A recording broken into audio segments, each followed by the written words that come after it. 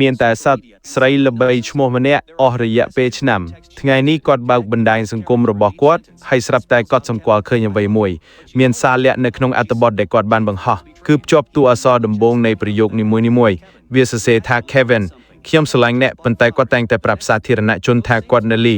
Jake មានអារម្មណ៍ថាត្រូវបានគេក្បត់គាត់ឆែកមើលគណនីរបស់តារាសម្ដែងឈ្មោះ Kevin ភ្លាមហើយគាត់ពិតជាទិញផ្កានៅថ្ងៃបន្ទាប់ផ្កាទាំងនោះលេចឡើងនៅក្នុងផ្ទះរបស់តារា Kevin បង្ហោះរូបភាពសត្វ Gorilla តារារបស់គាត់និយាយថានាងបានទៅសួនសត្វនៅពេលដែល Jake ឃើញរូបថតពួកគេពាក់ខ្សែដៃដូចគ្នាគាត់ប្រកាសណាស់នេះគឺជាទំនាក់ទំនងសម្ងាត់ដោយកំហឹង Jake ក៏ឈប់តាមដានតារារបស់គាត់ភ្លាម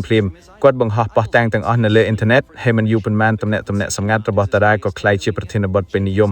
អ្នកគាំទ្រជាច្រើនចាប់ផ្ដើមឈប់តាមដាននាងប៉ុន្តែ Jake មិនបានកត់សម្គាល់រឿងមួយទេគឺប្រអប់សម្បត្តិគណនីរបស់គាត់បានទទួលសារឯកជនពីតារាកំពុងដឹងគាត់ពីបទបរិហារកេតចំនួនសំណងគឺខ្ពស់រហូតដល់10លានយ៉េន Jake ភ័យស្លន់ស្លោទាំងស្រុង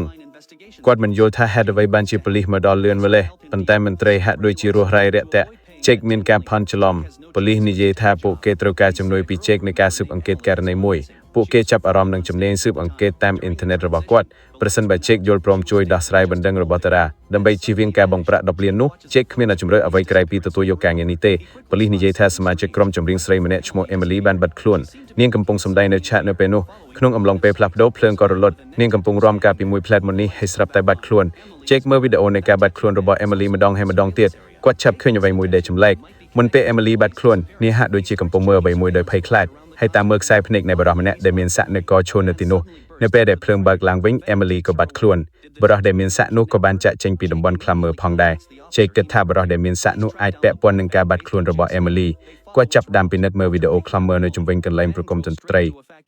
ទីបំផុតគាត់ឃើញ Emily រថយន្ត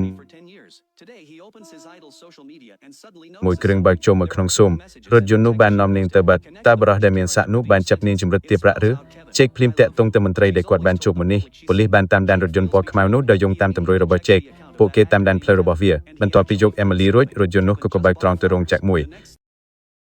មានតែសត្វស្រីល្បីឈ្មោះម្នាក់អស់រយៈពេលឆ្នាំថ្ងៃនេះគាត់បើកបណ្ដាញសង្គមរបស់គាត់ហើយស្រាប់តែគាត់សម្គាល់ឃើញអ្វីមួយមានសារលាក់នៅក្នុងអត្ថបទដែលគាត់បានបង្ហោះគឺភ្ជាប់តួអក្សរដំបូងនៃប្រយោគនីមួយៗវាសរសេរថា Kevin ខ្ញុំស្រឡាញ់អ្នកប៉ុន្តែគាត់តែងតែប្រាប់សាធារណជនថាគាត់នៅលី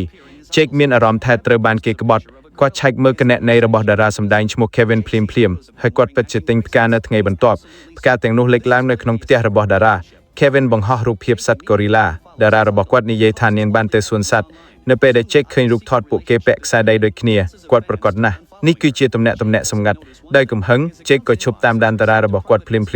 គាត់បង្ហោះប៉ុស្តិ៍តាំងទាំងអស់នៅលើអ៊ីនធឺណិតហើយមិនយូរប៉ុន្មានទំនាក់ទំនងសម្ងាត់របស់តារាក៏ក្លាយជាប្រធានបទពេញនិយម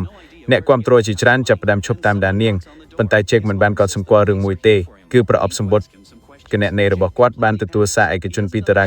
កំពុងដឹងគាត់ពីបទបរិហារកេតចំនួនសំណងគឺខ្ពស់រហូតដល់10លានយ៉េន Jake ភ័យស្លន់ស្លោទាំងស្រុង